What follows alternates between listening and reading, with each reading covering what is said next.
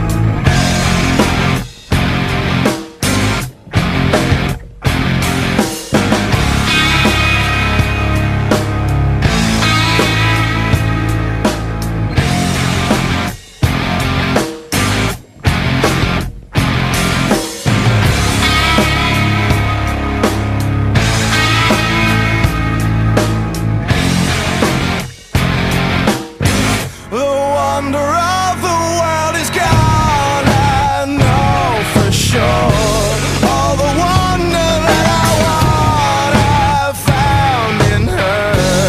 As the whole becomes a part, I strike to burn, and no flame returns.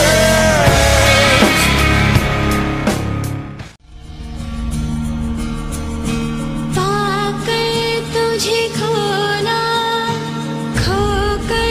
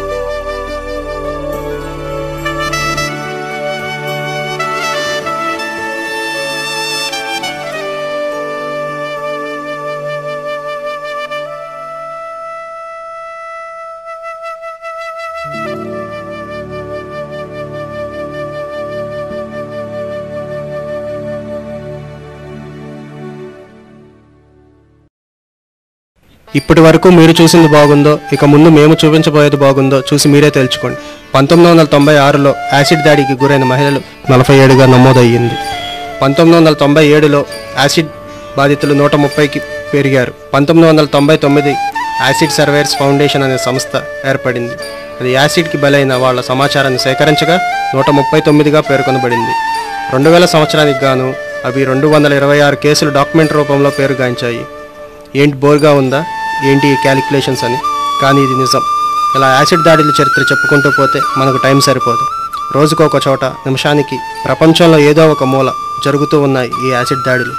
ఈ అమ్మాయి గుర్తుందా? మర్చిపోయి ఉంటారులే. ఈ అమ్మాయి పేరు స్వప్నిక, మన తెలుగు అమ్మాయి. రోజులాగానే స్టడీ అవర్కి వెళ్ళి తన ఫ్రెండ్తో ఇంటికి తిరిగి వస్తుండగా అమ్మాయి పైన యాసిడ్ అటాక్ జరిగింది. లవ్ ప్రపోజల్ని ఒప్పుకోలేదని ఆ అమ్మాయితో పాటు తన ఫ్రెండ్తో కూడా సఫర్ అయ్యింది ఆ అటాక్లో. స్వప్నిక పాపం తను ఆ అటాక్లో మ్యాక్సిమం బర్న్ అయ్యింది. లైఫ్తో ఫైట్ చేసింది. డాక్టర్స్ని బతిమలాడింది, ప్లీజ్ సేవ్ మీ అని. కానీ no use, she was no more. పోనీ వీళ్ళు గుర్తున్నారా? మీకు గుర్తు ఉన్నా లేకపోయినా మానవ హక్కుల సంఘం వాళ్ళకి బాగా గుర్తు ఉంటారులేండి. వీళ్ళే స్వప్నిక మీద యాసిడ్ పోసిన ది గ్రేట్ హీరోస్. అమ్మాయిని ప్రేమతో గెలవాలి కానీ ఇలా యాసిడ్తో కాదు అనే మినిమం కామన్ సెన్స్ కూడా లేని హీరోస్. యాసిడ్ దాడి జరిగిన గంటలోనే పోలీసులు పట్టుకొని 2 గంటల్లో ఎన్కౌంటర్ చేశారు. That's the right justice. లేకపోతే వీళ్ళు బెయిల్ మీద బయటికి వస్తారు, హ్యాపీగా తిరుగుతారు. కానీ స్వప్నిక లాంటి అమ్మాయిలకి మళ్ళీ అలా జరగకూడదు కదా. వీళ్ళ విషయంలో మానవ హక్కుల సంఘాలు ప్రాణాలు తీయటం తప్పని వాదించాయి. ఆ ఇన్స్పెక్టర్ని సస్పెండ్ చేయాలని డిమాండ్ చేశారు. ఈ అమ్మాయి పేరు సరియా. వాళ్ళ రిలేటివ్స్లో ఒక అబ్బాయిని తను చదువుకునేటప్పుడు ఇచ్చి పెళ్లి చేశారు. అయితే వాళ్ళ హస్బెండ్ వాళ్ళు పెళ్ళైన తర్వాత కూడా నువ్వు చదువుకోవచ్చని చెప్పి పెళ్ళైన తర్వాత చదవటం కుదరదని అన్నారు. ఆ అమ్మాయి వాళ్ళ మాటలు వినలేదని వాళ్ళు చేసిన పని యాసిడ్ పోయటం. తన లైఫ్ మొత్తంగా నాశనం చేశారు. మనిషి ప్రాణాలు తీయడం తప్పు, కానీ ఆ మనిషే మృగమై మానవత్వం మర్చిపోయి మృగంలా ఇంకొక మనిషిని చంపుతూ ఉంటే చూస్తూ కూర్చోవాలా? వాళ్ళకి రాచమర్యాదలు చేయాలా? చెప్పండి. మృగాలకి తెలుసు ప్రాణాల విలువ, కానీ మనుషులం మనకు తెలియటం లేదు దాని విలువ. అమ్మాయిని జయించాల్సింది ప్రేమతో, కానీ వాళ్ళ మీద యాసిడ్ పోసి కత్తితో గొంతు కోసి కాదు. అమ్మాయి పువ్వు లాంటిది, దానిని అందంగా చూసుకోవాలి కానీ కాళ్ళ కింద వేసి తొక్కకూడదు. మన ప్రకృతికి అందం ఆడది. అలాంటి ఆడవాళ్ళ మీద యాసిడ్ దాడి, కత్తితో కానీ దాడి చేసిన వాళ్ళకి పనిష్మెంట్ ఆన్ ద స్పాట్ అనే రూల్ ఉండాలి. No court, no jail. వాడు అమ్మాయికి ఎలా చేశాడో సేమ్ ట్రీట్మెంట్ వాడికి ఇవ్వాలి జనాల మధ్యలో. అప్పుడు భయపడతారు అమ్మాయిని టచ్ చేయాలంటే.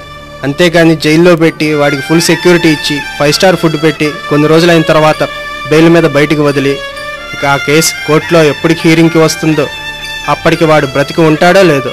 ఇంకా ఇలా అయితే అసలు హూ కేర్స్?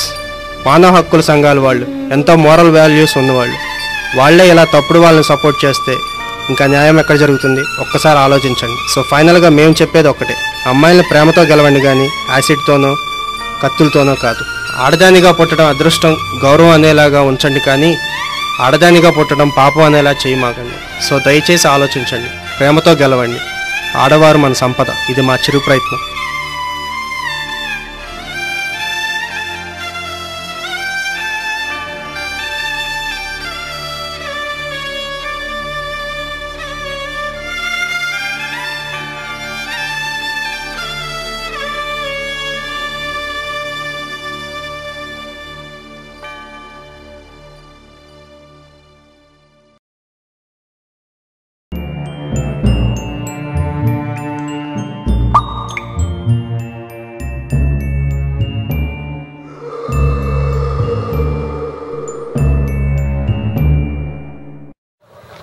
బే కూడా అంటారు.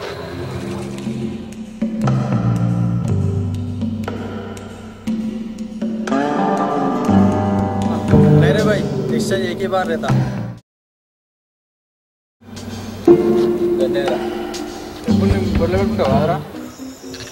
Yes, remember me, baby,